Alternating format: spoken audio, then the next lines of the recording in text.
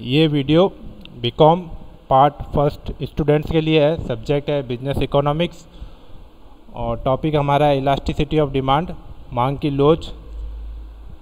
Last video में भी हमारा यही टॉपिक चल रहा था, इलास्टिसिटी ऑफ डिमांड पे ये 5वां वीडियो है।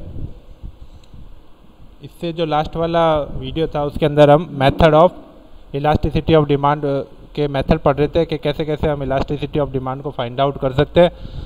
तो उसके अंदर हमने 2 मेथड पढ़ लिए थे। पहला मेथड था फ्लक्स का परसेंटेज मेथड और सेकंड मार्शल का टोटल आउटले मेथड, मार्शल की कुल वेरिटी या मेथड। तो तीसरा जो हम मेथड है वो हम पढ़ रहे हैं मांग की बिंदु लोच, पॉइंट इलास्टिसिटी ऑफ डिमांड।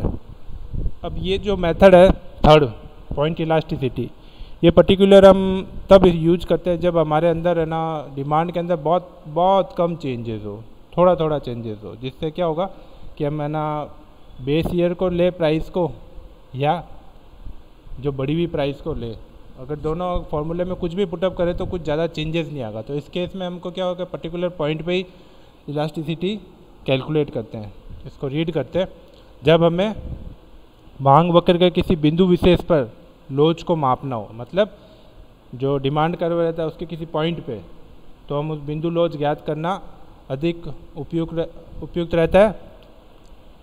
बिंदु लोच कैलकुलेशन करना क्यों उपयुक्त रहता है? क्योंकि कोई ज़्यादा बिल्कुल थोड़ा सा चेंज होता है तो पर्टिकुलर किसी पॉइंट पे ही फाइंड आउट कर लेते हैं। बिंदु विशेष पर तब लोच ज्ञात की जाती है जब कीमत में होने वाला परिवर्तन बहुत ही कम हो, क्योंकि कीमत में होने वाले परिवर्तन कम होने से मांग वक्र के बिंदुओं में अत्यधिक अंतर नहीं होता है, इसलिए बिंदु विशेष पर लोच ज्ञात करना उचित रहता है। मतलब थोड़ा सा चेंज होता है तो क्या होता है, एक ही डिमांड कर्व पे तो जो बेस रहता है और ये जो बढ़ा हुआ रहता है, मतलब P1 और P2, वो इसमें ज़्यादा कोई चेंजेस नहीं रहता है। तो इसलिए क्या होता है, किसी P1 लो या P2 पे किसी पे भी अगर हम इलास्टिसिटी ऑफ डिमांड कैलकुलेशन करेंगे तो ज़्यादा डिफरेंस नहीं आएगा। इसलिए है ना हम इसको पॉइंट इलास्टिसिटी को कैलकुलेशन करते हैं।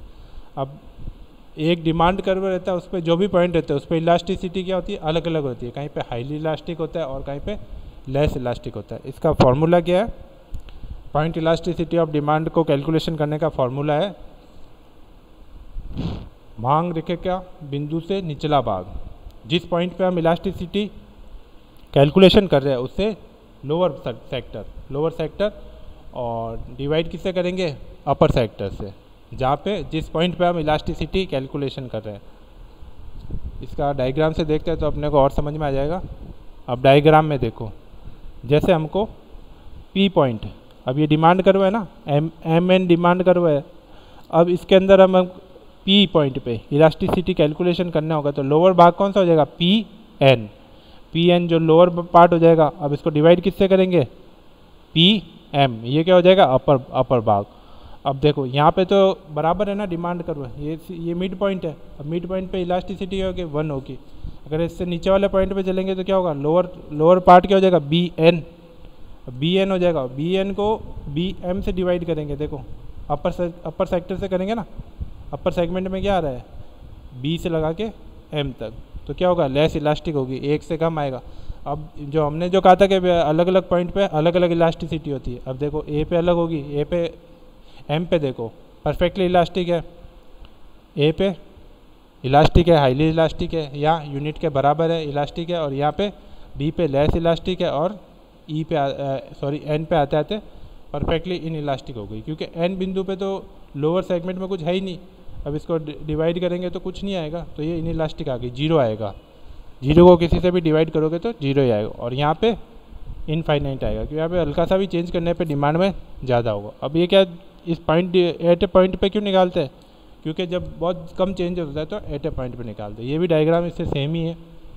ये भी यही बता रहा है कि यहाँ पे हाईली इलास्टिक है, यहाँ इलास्टिक है, ये कम इलास्टिक है, और यहाँ नीचे जाते जाते परफेक्टली इन इलास्टिक हो जाता है। इसको भी इलास्टिक ही बोलते हैं, हाईली इलास्टिक, और ये तो परफेक्ट इलास्टिक है, ये हाईली इलास्टिक। तो जब बहुत कम चेंज हो तो क्या, पॉइंट इलास्टिसिटी निकालते हैं। अब तो आप लोगों को थोड़ा कम भी समझ में आया होगा, तो इसका जो अगला मेथड हम समझेंगे ना, पॉइंट इलास्टिसिटी आपको कि क्या है, किस तरीके से है। तो इसका जो फार्मूला तो इसका बड़ा सिंपल सा है, लोअर सेक्टर को अपर सेक्टर से डिवाइड कर दो। लेकिन ये क्यों कैसे है, ये इसको थोड़ा तब ज़्यादा अच्छे से समझ में आएगा जब हम इसका नेक्स्ट मेथड जब हम समझेंगे ना, तो हमको ये पॉइंट इलास्टिसिटी भी समझ में आ जाएगा। तो नेक्स्ट मेथड क्या है, arc elasticity of demand, arc या चाप लोच। तो इसके अंदर क्या होता है, जब कीमत में परिवर्तन काफ़ी अधिक होता है। अब देखो पहले वाले मेथड में हमने क्या लिया था, इसको कंपेयर करेंगे ना तो दोनों समझ में आ जाएगा। पहले में क्या लिया था हमने, पॉइंट इलास्टिसिटी में प्राइस में जो होने वाला चेंजेस होता है वो कम होता है। अब इसमें मेथड में क्या है, जब ज़्यादा चेंजेस होता है, रीड कर रहे हैं ना, रीड करो, जब कीमत में परिवर्तन काफ़ी अधिक होता है, साथ में जब हमें मांग वक्र की किसी चाप पर मूल्य लोच को माप करना होता है। चाप मतलब चाप कैसे बन जाता है, जब एक और दूसरे पॉइंट में बहुत ज़्यादा गैप हो। चाप लोच को मापने के लिए प्रारंभिक कीमत तथा मांग मात्रा को आधार बनाया जाए, अथवा कीमत परिवर्तन के पश्चात की कीमत तथा मांग मात्रा को आधार बनाया जाए। यह हम एक गणितीय उदाहरण से स्पष्ट करेंगे। एग्जाम्पल से देखेंगे कि बेस ईयर ले, बेस ले मतलब जो पहले चेंजेस से पहले प्राइस ले या चेंजेस होने के बाद वाली प्राइस ले। अब बिंदु लोच में तो क्या होता था, पॉइंट इलास्टिसिटी बिल्कुल स्लाइटली चेंज होता था। अब पहले वाली प्राइस ले या चेंज हुई हुई प्राइस ले तो उसको ज़्यादा कोई इलास्टिसिटी ऑफ डिमांड पे फ़र्क पड़ता ही नहीं था, लगभग सिमिलर ही रिजल्ट आता। लेकिन अगर चेंजेस बहुत ज़्यादा हो तो क्या चाप बन जाता है, मतलब चेंजेस बहुत ज़्यादा होता है। अब देखो, अब चेंजेस ज़्यादा है तो हम आर्क इलास्टिसिटी डिमांड कैलकुलेशन करेंगे। क्यों? क्योंकि हम समझ रहे हैं। अब हम मैथमेटिकली एक एग्जांपल ले रहे हैं न्यूमेरिकली। अब प्राइस क्या थी, पहले P1 15 थी, अब प्राइस देखो कितनी चेंज हो गई है, 5 रुपये से चेंज हो गई है। 15 में 5 कितना बड़ा होता है, तो प्राइस जो चेंज हुआ वो बड़ा हुआ है। तो 15 रुपये थी जब क्वांटिटी कितनी थी 100, और जब 10 रुपीज़ हुई तो क्वांटिटी बन के कितनी हो गई 200। अब देखो ये बहुत बड़ा चेंजेस है, क्वांटिटी जस्ट डबल हो गई है, तो ये बड़ा चेंज है ना। तो हम इसको क्या आर्क इलास्टिसिटी कैलकुलेशन करेंगे। हमने पहले लाइन में ले लिया था, जब कीमत में परिवर्तन काफ़ी अधिक होता है तो हम क्या करते हैं, आर्क इलास्टिसिटी चाप लोच ज्ञात करते हैं। अब हमने पहला ले लिया, ये तो हमने फिगर ले लिए, ठीक है ना। पहले प्राइस 15 थी, फिर 10 हो गई, तो क्वांटिटी भी 100 से 200 हो गई। अब हम देखते हैं, कैलकुलेट करते हैं। यदि हम मांग की मूल्य लोच के सूत्र द्वारा मूल्य को लोच को मापने के लिए कौन सा ले रहे हैं हम, अब वो पहले वाला फॉर्मूला ले रहे हैं जो पॉइंट इलास्टिसिटी या फ्लक्स परसेंटेज मेथड का जो सेकंड फार्मूला था उसके अकॉर्डिंग हम लेते हैं। तो बेस क्या ले लेते हैं, चेंजेस से पहले ले लेते हैं 15 तथा उस पर मांगी गई मात्रा 100 को Q1 को ले लेते हैं, बेस ले लेते हैं ना। ये वाले जो फिगर है Q और P, ठीक है ना, P और Q क्या ले लेते हैं, बेस मतलब चेंज होने से पहले वाले।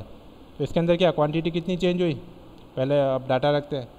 डेल्टा क्यू कितना हुआ 200 माइनस 100, ये पुट कर दिया फॉर्मूले में। फिर प्राइस में कितना चेंज हुआ 15 माइनस 10 5 रुपीज़, ये कर दिया। अब हमने ये P और Q क्या लिया है, बेस चेंजेस से होने वाला पहले वाला, ये पहले वाली लाइन वाला लिया हमने, 15 ले लिया और 100 ले लिया। तो इलास्टिसिटी ऑफ डिमांड कितने से आ गई 3, मतलब प्राइस में 1 गुना चेंज होगा तो क्वांटिटी इन डिमांड में 3 गुना चेंज होगा।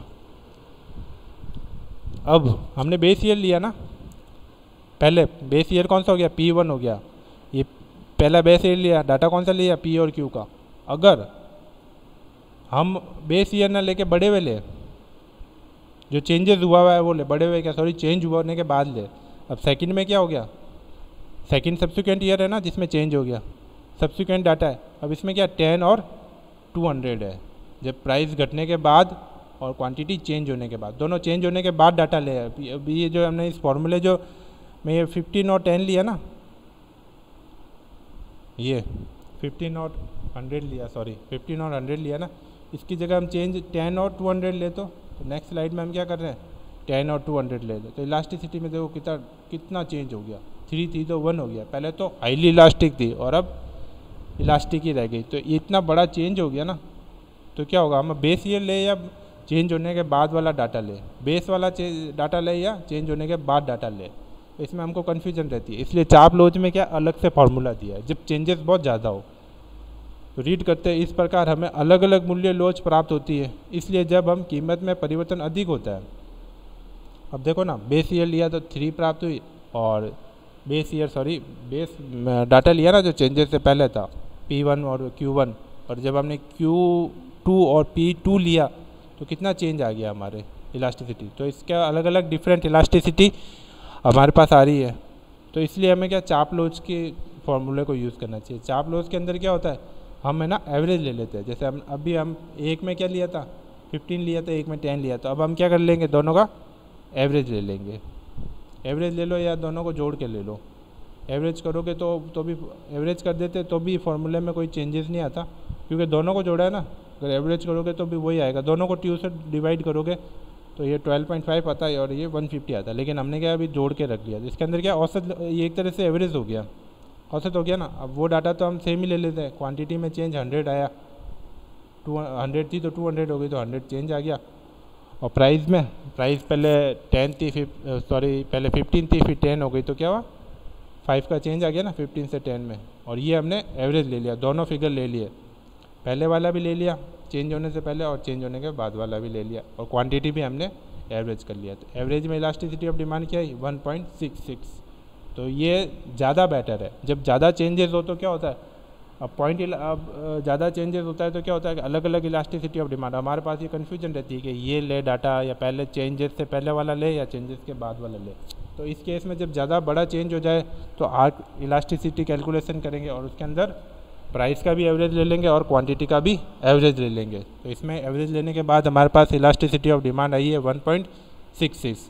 अब पॉइंट इलास्टिसिटी में तो क्या था, चेंजेस कम होते हैं, इसलिए अब हम चेंज होने से पहले वाला डाटा ले या बाद में ले कोई डिफरेंस नहीं होगा, सेम इलास्टिसिटी आएगी। लेकिन इसके अंदर क्या होगा, इसके अंदर चेंजेस होने, मेजर चेंज होता है आर्क, जब प्राइस में मेजर चेंजेस होता है तो आर्क इलास्टिसिटी काम में लेना चाहिए, जिससे क्या हमको सही इलास्टिसिटी का मेजरमेंट हो जाए। ठीक है, ओके, थैंक यू।